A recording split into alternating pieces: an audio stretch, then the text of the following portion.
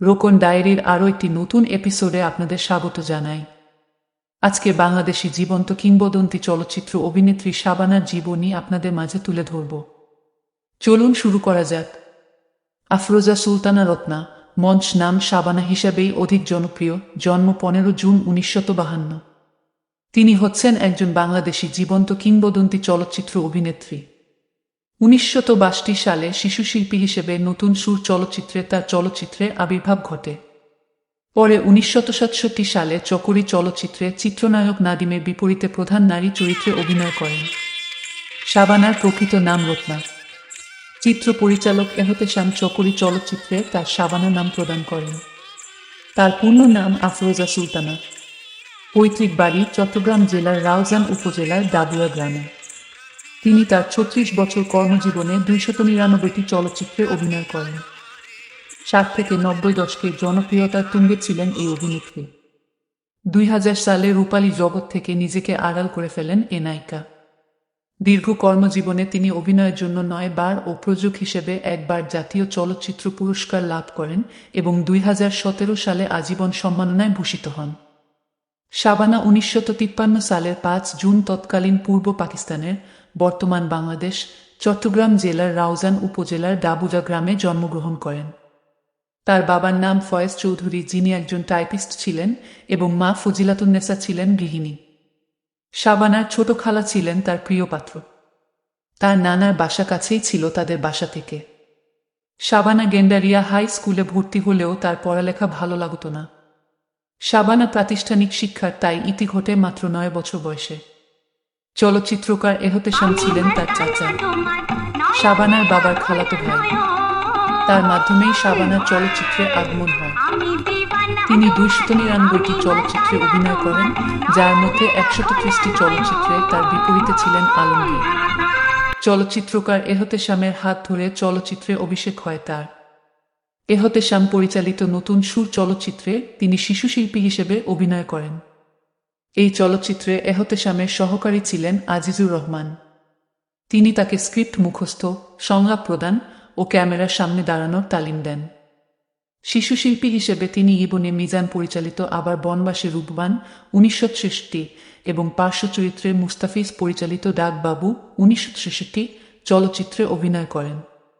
পরের বছর 1967 সালে এহতেশাম পরিচালিত উর্দু চলচ্চিত্র চকরিতে কেন্দ্রীয় নারী চরিত্রে অভিনয় করে ব্যাপক জনপ্রিয়তা পান। এই চলচ্চিত্রে পরিচালক এহতেশামই তার রত্নার নাম বদলে শাবানা রাখেন। 1970-এর দশকের শুরুতে শাবানা কাজী জহির পরিচালিত মধুমিলন 1970 ও অবুঝ মন 1972 এই দুইটি চলচ্চিত্রের মাধ্যমে তিনি রাজ্জাকের সাথে জুটি গড়ে তোলেন। 1970 সালে তিনি শোর লখনভী পরিচালিত উর্দু চলচ্চিত্র চাঁদে সুরজ এবং মোস্তাফিজ পরিচালিত একই অঙ্গে এত রূপ ও কাজী মেজবাহুদ্দিন পরিচালিত ছদ্মবেশী ছবিতে অভিনয় করেন।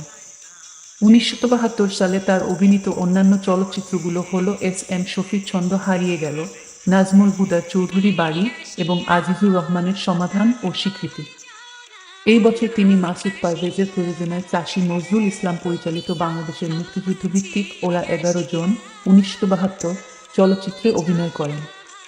পরের বছর তিনি আজিজুর রহমান পরিচালিত অতিথি ও সিবি জামান পরিচালিত ঝড়ের পাখি চলচ্চিত্রে অভিনয় করেন। 1977 সালে সিরাজুল ইসলাম ভুইয়া পরিচালিত জননী চলচ্চিত্রে অভিনয় করেন। চলচ্চিত্রের জন্য শ্রেষ্ঠ পার্শ্ব চরিত্রে অভিনেত্রী বিভাগে জাতীয় চলচ্চিত্র পুরস্কার পেলেও তিনি তা প্রত্যাখ্যান করেন এবং তার মাধ্যমেই জাতীয় চলচ্চিত্র পুরস্কার প্রত্যাখ্যানের রীতি শুরু হয়। জনপ্রিয়তার শীর্ষে থাকা শাবানা 1979 সালে প্রযোজকের খাতায় নাম লেখান। 1979 সালে তার স্বামী ওয়াহিদ সাদিককে নিয়ে প্রতিষ্ঠা করেন এস.এস. প্রোডাকশনস এবং নির্মাণ করেন মাটির ঘর চলচ্চিত্র। এটি পরিচালনা করেন আজিজুর রহমান এবং এতে শাবানার বিপরীতে অভিনয় করেন তৎকালীন আরেক জনপ্রিয় অভিনেতা রাজ্জাক। 80-র দশকে শাবানা বেশ কিছু ব্যবসা সফল ও অসাধারণ চলচ্চিত্র দর্শকদের উপহার দেন। 1983 সালে আব্দুল্লাহ আল মামুন পরিচালিত সখী তুমি কার এবং আনাতাহীন এক মেয়ে কুসুম চরিত্রে অভিনয় করেন। সুভাষ দত্ত পরিচালিত নাজমা চলচ্চিত্রে স্বামীর সংসার থেকে নিগৃহীত নাজমা রহমান চরিত্রে অভিনয় করেন। আমজাদ হোসেন পরিচালিত ভাত দে চলচ্চিত্রে দরিদ্র বাউলের কন্যা জুরি চরিত্রে অভিনয় করেন। এ সময়ে তার অভিনীত অন্যান্য চলচ্চিত্রসমূহ হল কামাল আহমেদ পরিচালিত রজনীগন্ধা, লালু ভুলু ও মা ও ছেলে, মতিন রহমান পরিচালিত লাল কাজল, মমতাজ আলী পরিচালিত নালিশ, মালেক আফসারি পরিচালিত ঘরের বউ, আমজাদ হোসেন পরিচালিত সখিনার যুদ্ধ ও শেখ নজরুল ইসলাম পরিচালিত নতুন পৃথিবী। এছাড়া তিনি হিম্মত ওয়ালি, বাসেরা ও হালচাল উর্দু চলচ্চিত্রে অভিনয় করেন। 1986 সালে শাবানা নায়করাজ রাজ্জাক পরিচালিত চাপা ডাঙ্গার বউ, এই যে মিন্টু পরিচালিত অশান্তি বাংলা চলচ্চিত্র এবং প্রমোদ চক্রবর্তী পরিচালিত শত্রু শিরোনামের একটি হিন্দি চলচ্চিত্রে রাজেশ খান্নার বিপরীতে অভিনয় করেন। পরের বছর সুভাষ দত্ত পরিচালিত স্বামী স্ত্রী, দিলীপ বিশ্বাস পরিচালিত অপেক্ষা, বুলবুল আহমেদ পরিচালিত রাজলক্ষ্মী শ্রীকান্ত, এ যে মিন্টু পরিচালিত লালু মাস্তান, জহিরুল হক পরিচালিত সারেন্ডার চলচ্চিত্রে অভিনয় করেন। অপেক্ষা চলচ্চিত্রে অভিনয়ের জন্য তিনি পঞ্চমবারের মতো শ্রেষ্ঠ অভিনেত্রীর জন্য জাতীয় চলচ্চিত্র পুরস্কার লাভ করেন। 1993 সালে তিনি মতিন রহমান পরিচালিত রানা ভাবি, কামাল আহমেদ পরিচালিত ব্যথার দান ও এ যে মিন্টু পরিচালিত সত্য মিথ্যা চলচ্চিত্রে অভিনয় করেন। রানা ভাবি ছবিটি তার নিজের প্রযোজনা সংস্থা থেকে নির্মিত।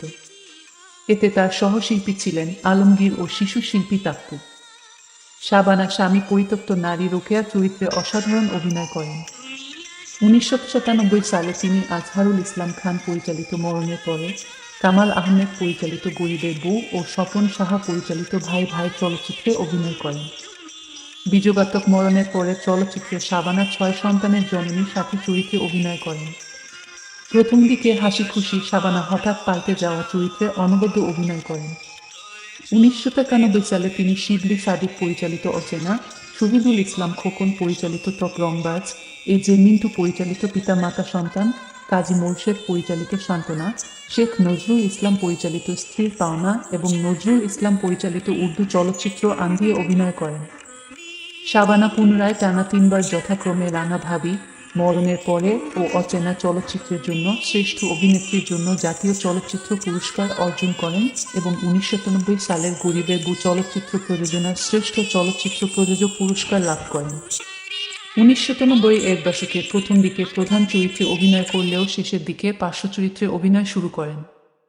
প্রধান চরিত্রে মতিন রহমান পরিচালিত অন্ধবিশ্বাস, মালেক আফসারি পরিচালিত ক্ষমা, মোহাম্মদ মনোয়ার হোসেন পরিচালিত লহমির সংসার, কামাল আহমেদ পরিচালিত অবুঝ সন্তান, শহীদুল ইসলাম খোকন পরিচালিত ঘাতক ও মাসুদ পারভেজ পরিচালিত ঘরের শত্রু চলচ্চিত্রে অভিনয় করেন।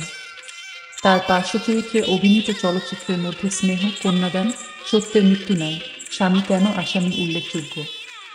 1997 সালে তিনি হঠাৎ করেই অভিনয়ের ইতি টানেন।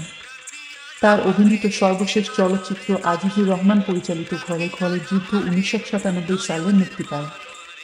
এরপর তিনি মার্কিন যুক্তরাষ্ট্রের নিউ জার্সিতে তার পরিবারের কাছে চলে যান এবং স্থায়ীভাবে বসবাস শুরু করেন। ব্যক্তিগত জীবন: শাবানা 1973 সালে ওয়াহিদ সাদিকের সাথে বিবাহ বন্ধনে আবদ্ধ হন। ওয়াহিদ সাদিক একজন সরকারি কর্মকর্তা ছিলেন। শাবানার প্রযোজনা প্রতিষ্ঠান এস প্রোডাকশনসের দেখাশোনা করতেন সাদিক।